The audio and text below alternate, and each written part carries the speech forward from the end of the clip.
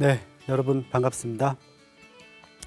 과학 명상과 지혜로운 삶, 오늘은 세 번째, 몸과 마음은 연인이다 하는 제목으로 몸과 마음의 관계, 또 명상과 어떤 관계가 있는가 하는 것을 이야기를 나눠보겠습니다.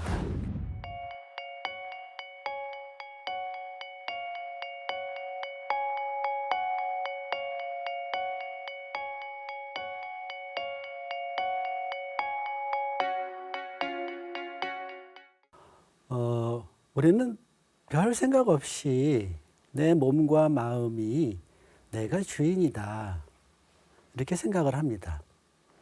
그런데 조금 깊이 생각해 보면 내가 내 몸 또는 내 마음이라고 생각하는 것이 사실은 반만 나의 의도대로 되는, 조금 과장하면은 나는 내 몸과 마음의 반만 주인이다, 이렇게도 얘기를 할 수 있습니다.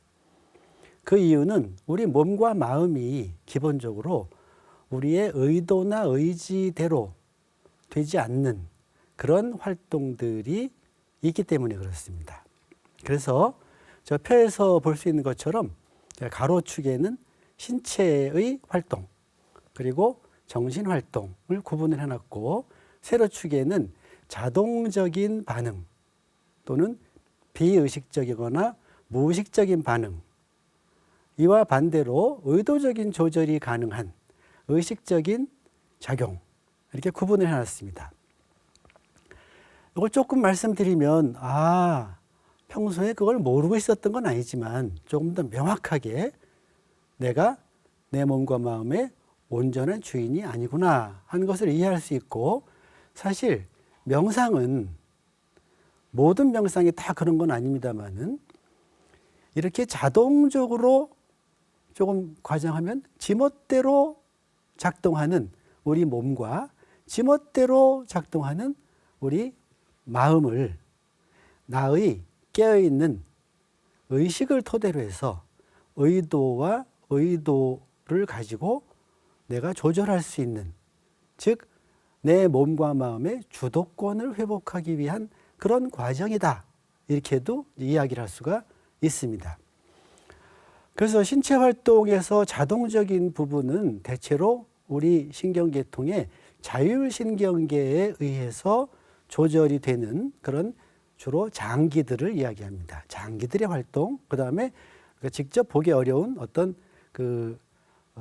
림파계 또는 혈관계, 순환계 같은 이런 시스템의 활동, 이런 것들은 나의 의지나 의도와 관계없이 자동적으로 활동이 이루어집니다. 그래서 우스갯소리로 우리 심심하니까 한번 대장 운동을 빨리 해보시면 어떨까요? 가능하시는 분이 10,000명에 1명 있으실까 모르겠네요. 아니면 소장 운동을 좀 빨리 해보면 어떨까요? 거의 불가능하다고 느끼실 겁니다. 이런 장기의 활동은 자율신경계통에 의해서 자기가 알아서 움직이고 있고, 알아서 움직이는 방향은 뭐냐면은 기본적으로 몸의 건강을 유지하는 방향으로 계속 움직이고 있습니다. 그래서 균형이 무너지면은 알아서 균형을 회복하는 그런 항상성 기제에 의해서 이루어지고 있는 활동들, 자동 활동입니다. 그럼 우리 정신 활동은 그럼 자동적인 것이 없냐? 다 우리 마음대로 할 수 있냐? 전혀 그렇지 않습니다. 자동적인 인지 활동, 정서 활동, 이런 것들로 제가 지난 시간에 생각에 관해서 이야기를 하면서 어떤 자극이 우리의 의식에 들어오면 즉각 이미 갖고 있는 우리의 지식 체계가 그것을 해석하기 위해서 동원된다고 그랬어요. 이거 자동입니다. 그래서 이것이 무엇인지, 이것이 좋은 것인지 해로운 것인지, 이것은 내가 좋아하는 것인지 싫어하는 것인지, 이런 판단과 평가를 비롯해 가지고 여러 가지 비교와 이 계산 과정들이 굉장히 빠르게 일어납니다. 그래서 제가 탑다운 프로세스라고 말씀드렸는데, 기존의 구조화된 지식 체계를 토대로 새로운 입력 정보를 해석하고 그 결과를 하나의 지식으로 저장하고 하는 이런 활동들은 거의 자동으로 이루어집니다. 사실은요, 판단과 평가가 얼마나 순식간에 이루어지냐 하면 한번 상상을 해보십시오. 방송을 보시면서 길을 지나가다가 저기서 어떤 사람이 눈에 띄었어요. 그럼 그 순간에 이미 해로운 사람이다, 해롭지 않은 사람이다, 말하자면 좋다, 싫다, 또는 마음에 든다, 마음에 들지 않는다 하는 판단이 정말 순식간에 일어나는 거를 가만히 자기 마음을 들여다보면 알 수가 있습니다. 그래서 거기에 따라서 마음에 드는 사람이다 그러면은 자기도 모르게 눈길이 더 가고, 위협적인 사람이다 그러면은 자기도 모르게 눈길이 부정적이 되면서 피해가게 되고 하는 식으로 후속 반응을 하게 됩니다. 그리고 또 어떤 생각들은 아까 말씀드렸던 것처럼, 지난 시간에 말씀드렸던 것처럼 정서가 연결이 돼 있어서 그 생각이 떠오르면 정서가 자동으로 떠오릅니다. 그런 예로 어머니 같은 거 들어볼 수 있어요. 어머니라는 말을 들으면, 그러면 많은 분들은 자연스럽게 어머니의 그림, 어머니의 시각적인 심상, 그 다음에 어머니와 관련됐던 사건들뿐 아니라 어머니에 대한 느낌 같은 것들이 쑥 올라오는 것을 막을 수가 없을 겁니다. 자, 그러면 이제 의도적인 조절은 우리 신체에서는 주로 근골격계는 우리가 의도적으로 조절할 수 있죠. 한계는 있습니다만은 어느 정도는 조절할 수 있어요. 그 다음에 정신활동도 의도적으로 상당 부분 할 수 있습니다.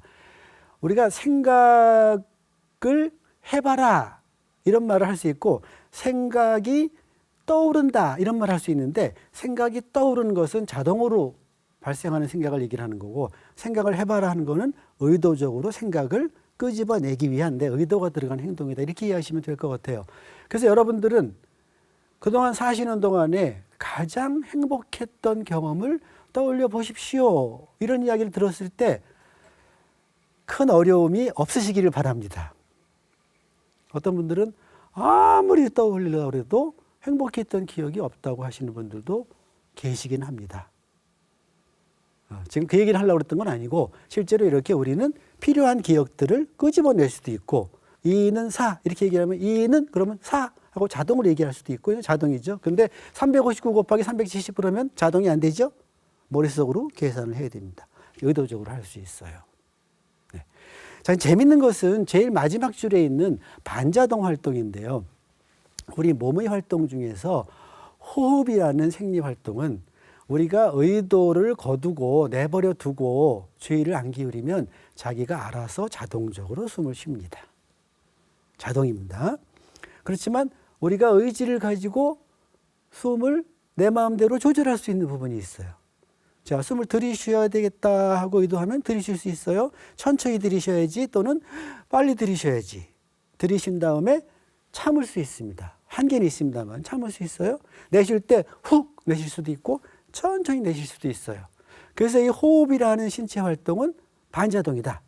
평소에는 자동이지만 내가 수동으로도 할 수 있다. 자, 여기에 상응하는 우리의 정신 활동의 반자동 활동이 뭐가 있을까 생각해 보면 대표적인 게 어텐션, 주의라고 부르는 것입니다. 이 주의는 평소에는 자동으로 움직입니다.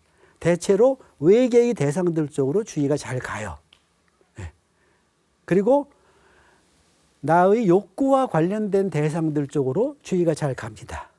그리고 뭔가 다른 것들에 주의가 잘 갑니다. 이건 자동으로 가는 주의입니다.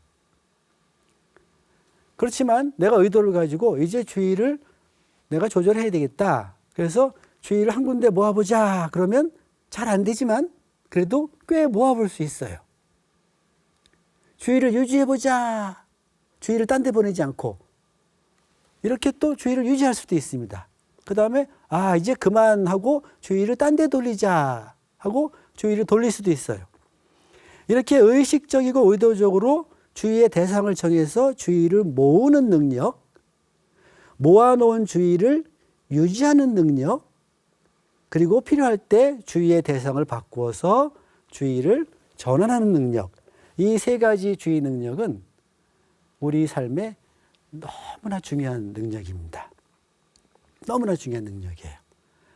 그리고 명상이라는 활동은 훈련인데 주로 호흡과 주의를 활용하는 훈련이다. 이렇게 생각해 볼 수 있고, 꼭 명상이 아니더라도 우리 조상들이 이 지구상 여러 곳에서 서로 다른 시기에 스스로 어떤 이유로든 스스로를 개발하기 위한 수련법들을 굉장히 많이 가지고 있는데, 그 수련법들이 거의 예외 없이 주의와 호흡을 훈련의 도구로 삼고 있다는 것도 대단히 재미있는 그런 현상입니다. 그리고 그 목표는 뭐였냐면 자동적인 우리 몸과 마음의 활동을 의도적인 몸과 마음의 활동, 즉 주체적인 활동으로 일종의 조절력을 가지려고 하는, 그걸 늘리려고 하는 그런 훈련이었다. 이제 이렇게 정리해 볼 수가 있겠죠. 자, 그 다음에 이 몸과 마음은 다 욕구를 가지고 있습니다. 이것도 아마 제가 첫 번째 강의인가 욕구라는 것이 없다면 스트레스도 없다 이런 말씀을 드렸는데 없을 수가 없는 거죠. 살아있는 한. 그런데 우리 몸의 욕구와 우리 그 마음의 욕구, 심리적인 욕구를 좀 구분해 볼 수가 있는데 보시는 그림 왼편에 있는 것은 마슬로우라는 유명한 학자가 인간의 욕구를 5종류로 나누어서 욕구가 아래에 있는 것부터 시작해서 점차 충족이 되면서 위에 욕구가 생겨난다 이렇게 설명을 한 겁니다. 그러니까 아래에 있는 생리적인 욕구는 그야말로 생물학적인 서바이벌, 생물학적인 생존을 위한 욕구가 되는 거고요. 안전은 조금 더 안전하게 생명 유지 가능성을 높이려는 그런 욕구가 되는 겁니다. 사회적인 욕구는 다른 사람들과 교류하고 친교하고 거기서 어떤 정서를 나누고 하는 이런 함께 살아가면서 서로 기대기도 하고 따뜻함도 나누고 하는, 불안도 줄이고 이런 욕구들이고, 자존의 욕구는 내가 귀한 존재로 받아들여졌으면 좋겠다는 그런 욕구, 그걸 넘었으면 이제 소위 자기 실현의 욕구라는 것이 나타나게 됐는데, 이런 욕구들이 실제로 명상과 관련해서 그 명상이 어떤 단계의 훈련을 하느냐 하는 것하고도 대단히 밀접한 관계가 있다는 것입니다. 그래서 대체로 명상은 기본적으로 신체적인 욕구를 어떻게 조절하느냐 하는 것에서 시작을 해서 심리적인 욕구를 조절하는 쪽으로 명상이 발달을 이제 하게 된다. 개인 수준에서 이렇게 볼 수가 있습니다. 또 한 가지 생각해 볼 수 있는 것은 우리 인간은 안전 욕구나 생리적인 욕구 같은 모든 살아있는 생명체가 가지고 있는 공통적인 욕구를 기본적으로 가지고 있습니다. 그걸 생존의 욕구라고 볼 수가 있는데, 그런데 인간은 다른 동물들과는 달리 그 상위 욕구들을 가지고 있다는 것이 인간과 동물들을 구분하는 굉장히 중요한 부분이 됩니다. 즉 우리는 그저 생명을 유지하는 것, 그 욕구만으로 살지 않습니다. 현대에는 오히려 그 욕구보다도 사회적인 욕구나 자존의 욕구 같은 것들이 훨씬 더 중요할 수 있고, 또 어떤 사람들은 자기 실현의 욕구 같은 것들이 훨씬 중요할 수 있어서 이런 생존이 불가능하다 그러면은 자살을 택할 수도 있고 불행할 수도 있습니다. 즉 인간은 어떤 점에서 동물과 비슷한 욕구 체계를 기본적으로 가지고 있지만 그것을 초월하고 넘어서고 한계를 끊임없이 넓히려는 존재라는 것, 그것을 이해할 필요가 있고, 그런 욕구들이 이 명상이라는 아주 독특한 그런 그 수련법들에 녹아 있다, 또는 수련법들을 발전시켜 왔다, 이렇게도 설명을 할 수가 있을 것 같습니다. 자, 그 다음에 이제 몸과 마음을 우리가 어떻게 볼 것인가 하는 관점에 관해서 간단하게 살펴보겠는데요. 이 이야기는 명상을 좀 관심 가지신 분들은 대개 다 아시는 얘기이기 때문에 제가 조금 줄여서 설명을 드리겠습니다. 심신이원론이라는 것은 몸과 마음이 무관하다고 보는 그런 관점입니다. 이것이 근대 과학과 근대 의학, 지금은 컨벤셔널 메디슨이라고 하는데 의학의 기본 토대가 됩니다. 그 다음에 몸이라는 것은 기계와 같은 거다, 이렇게 보는 관점인데 그걸 기계론적 몸관이라고 그러는데, 심신이원론과 기계론적인 몸관, 이것이 소위 근대 과학이 성립하면서부터 우리 인간을 보는 관점으로 팽배했던, 다수를 차지했던 그런 관점입니다. 거기에 비하면 심신이론론은 몸과 마음은 근원이 하나다. 근원이 하나라고 해서 같다는 뜻이 아닙니다. 같은 뿌리에서 나온 것도 꽃들이 다 색깔이 다를 수도 있는 것처럼 근원은 하나지만, 다르긴 하지만 굉장히 밀접한 관계를 가지고 있는 존재다, 이렇게 보는 관점입니다. 이것은 대부분의 고대 종교들이나 민간신앙들에서 갖고 있었던 그런 관점이고, 최근 들어서 현대의학에서 심신의학이라고 부르는 그런 그 의학 파라다임의 토대가 되는 관점이 심신이론론이라고 부르는 것입니다. 이것은 기계론적 몸관을 갖고 있지 않고, 몸은 그런 기계와 같은 무기체가 아니라 살아있는 생명체로서 유기체다. 그래서 유기체적 몸관이다, 이렇게 얘기를 합니다. 여러분들은 여러분 자신이 몸과 마음에 대해서 어떤 관점을 가지고 있는 것 같습니까? 제가 어디 가서든 이거를 자세히 여쭤보고 그러면은 자, 몸과 마음이 관계가 없다고 생각하시는 분 손 들어보세요. 그러면 100명에 1명 손 듭니다.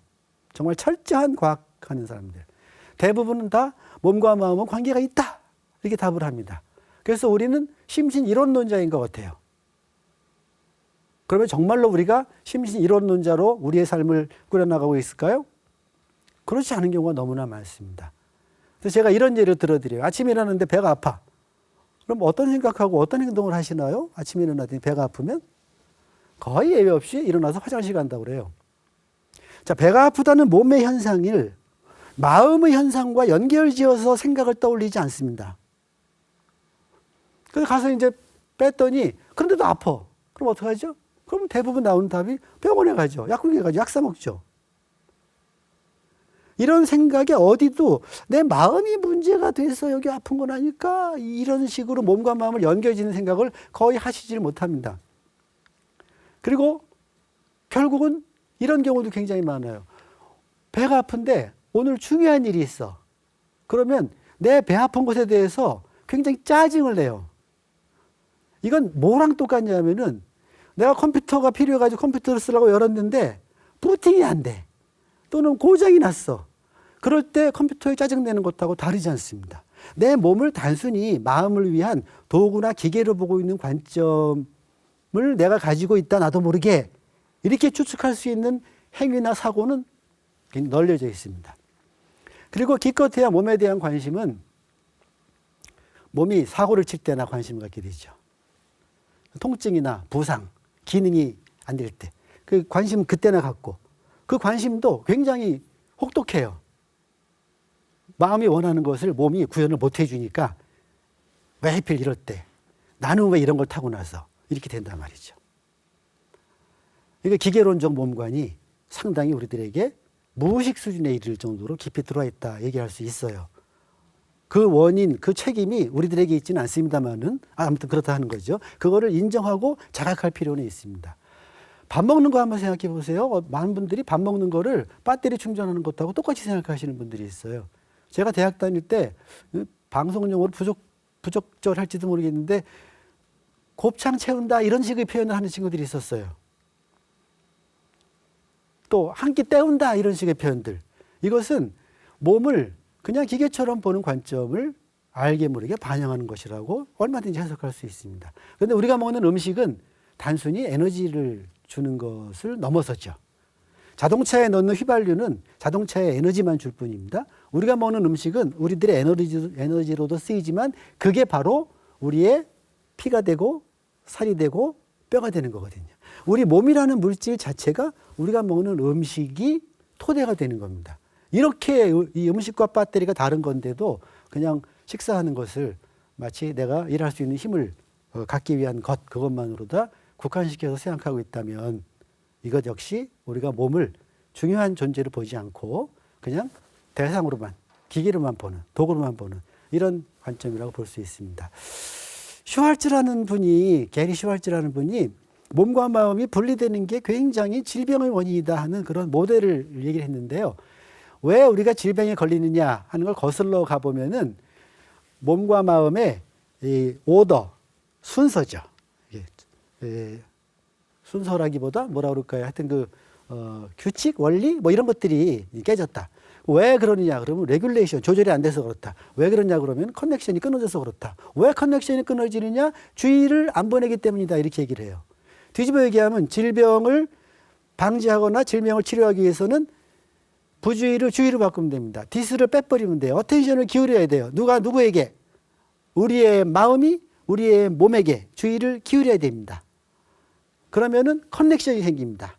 커넥션이 생기면은 레귤레이션이 가능해지고 레귤레이션이 가능해지면은 오더가 생겨나게 되고 그러면 디스가 빠지고 is 편안하다 이렇게 간다는 거죠. 그래서 저는 몸과 마음의 관계를 부모와 자녀로 많이 비유를 합니다. 마음이 부모고 자녀가 몸이라고 비유를 하는 거죠. 부모가 자녀에게 계속 주의를 기울이고 관심을 주면은 관계가 좋아집니다. 그런데 계속 딴 거 보고 돌아다니고 급한 일을 하느라고 여러 가지 이유로 아이에게 주의를 안 기울이면은 관계가 점차 끊어지기 시작합니다. 관계가 끊어지면 아이가 무슨 일을 해도 무슨 얘기를 해도 무슨 말인지 못 알아듣고 인식을 못해요. 몸과 마음의 관계가 끊어지면 몸이 무슨 얘기를 아무리 하려고 해도 그걸 받아들이고 이해하고 캐치를 못합니다. 이렇게 디스커넥션이 되면은 아이 입장에서 할 수 있는 건 한두 가지밖에 없습니다. 무시하는 전략. 부모를 무시해버려요. 두 번째는 사고치기 전략이죠. 무시하면은 부모가 돌아와가지고 조금 괜찮아 이렇게 하려고 할 때 픽 하고서 무시합니다. 굉장히 상처받고 또 끊어지죠. 사고치는 거는 사고치면은 부모가 주의를 엄청나게 기울이게 되잖아요. 그것 큰 사고를 져버려야죠. 작은 사고는 꾸중을 동반하지만 큰 사고는 꾸중이 빠집니다. 물론 그렇지 않은 부모님도 계시겠습니다만은. 네. 그래서 명상을 통해서 우리가 몸의 감각에 주의를 기울이는 거, 이게 대부분 명상에서 아주 기본적으로 하는 명상들인데, 이것은 몸과 마음의 관계를 회복시키려는 그런 노력을 볼 수 있고, 이런 회복 노력이 결국은 우리의 질병을 치료를 하거나 치유하거나 또는 예방을 하는 그런 것으로 쓸 수가 있다 하는 겁니다. 자, 이제 마지막으로 말씀드릴 개념은 체화인지라는 개념인데요. 이건 조금 어려울 수도 있겠습니다만은 심리학자들이 인지, 즉 우리 마음의 활동이라는 것, 생각 활동이라는 것을 전통적으로 몸과 분리시켜서 연구해 왔습니다. 그래서 오죽하면 우리 인간이 생각 과정, 인지 과정을 컴퓨터와 같은 것으로 그냥 보기도 했어요. 즉 우리의 생각이라는 활동, 대표적인 우리의 마음의 활동, 이것을 우리의 몸과 분리시켜서 계속 연구를 해왔던 거죠. 그런데 최근 들어서 그래서는 안 되겠다. 인간의 사고 과정, 인지 과정, 이것을 몸과 마음의 관계 그리고 환경과의 상호작용이라는 측면에서 우리의 생각이라는 것, 인지 활동이라는 것을 설명해야 되겠다 하는 그런 인지를 보는 새로운 관점이 드러나게 됐는데요. 이 체화인지라는 것은 인지가 몸의 문제와 밀접하게 연루가 돼 있다. 연루가 돼 있는 그런 지적 사고 과정, 이런 걸 얘기를 합니다. 그래서 이런 주장의 타당성을 보여주는 예로다, 이런 게 있습니다. 배우들한테 몸을 움직이지 말고 대본을 외우게 했더니 몸을 막 써서 외우게 한 배우들에 비해서 훨씬 못 외워요.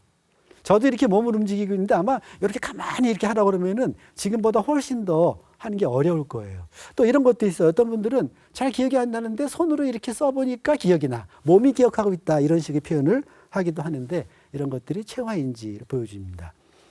자, 그러면 시간이 조금 많이 지났는데요. 몸과 마음의 연결성을 회복하는 방법은 아주 심플합니다. 매 순간 몸에 주의를 기울이시기만 하면 됩니다. 몸이 이런 얘기를 하고 있구나, 신체 감각이 이렇구나 하고 그냥 그것을 그런 감각이구나 하고 받아들이기만 하면 됩니다.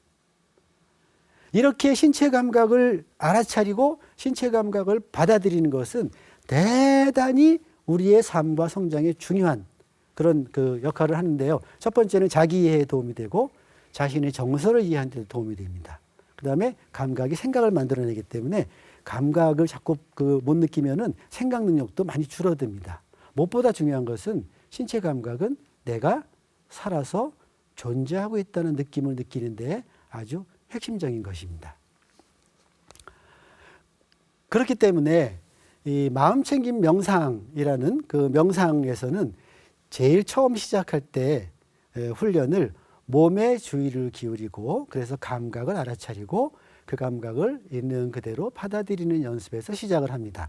이 마음챙김 명상은 통찰 명상 또는 윗바사나 이렇게 거의 비슷하다고 볼 수도 있는데, 윗바사나는 또 사념처라는 소위 신수심법을 염의 대상으로 하는 그런 훈련법의 동의어기도 하죠. 그래서 현대적으로 과학적으로 그 효과성이 입증된 그런 많은 명상 기반의 프로그램들 중에서 특히 마음챙김 기반의 프로그램들은 이 바디스캔이라든가 마음 움직이면서 하는 요가를 마음 챙기는 거, 이런 것들을 아주 핵심적인 수련법으로 쓰고 있습니다. 아마 이렇게 명상이 아니더라도 이렇게 몸과 마음의 연결성을 회복하고 몸과 마음이 어떤 상호작용을 원활하게 만드는 제일 좋은 방법은 한꺼번에 2가지, 3가지 하지 않는 것입니다. 그래서 제가 본 책 제목 중에 똥 눌 때는 똥만 넣어라, 이런 책 제목이 있더라고요. 제가 재밌어서 기억이 나는데, 밥 먹을 땐 밥만 먹어라. 매 순간 내가 이거 해야지 그럴 때마다 몸이 하고 있는 일에 주의를 기울이는 것. 이것만으로도 우리는 일상생활에서 아주 훌륭하게 마음챙김 명상을 하고 있다. 이렇게 얘기를 할 수가 있을 것 같습니다. 네, 오늘은 몸과 마음의 관계를 우리가 어떻게 볼 것인가 또 어떻게 보고 있는가 하는 것을 함께 생각해 봤고요. 몸과 마음의 연결을 조장하고 촉진하고 회복하는 방법으로 몸에 주의를 기울이는 그런 명상법들이 이런 것이 있다 하는 것들을 간단하게 소개하는 것으로 강의를 정리를 하겠습니다. 고맙습니다. 마치겠습니다.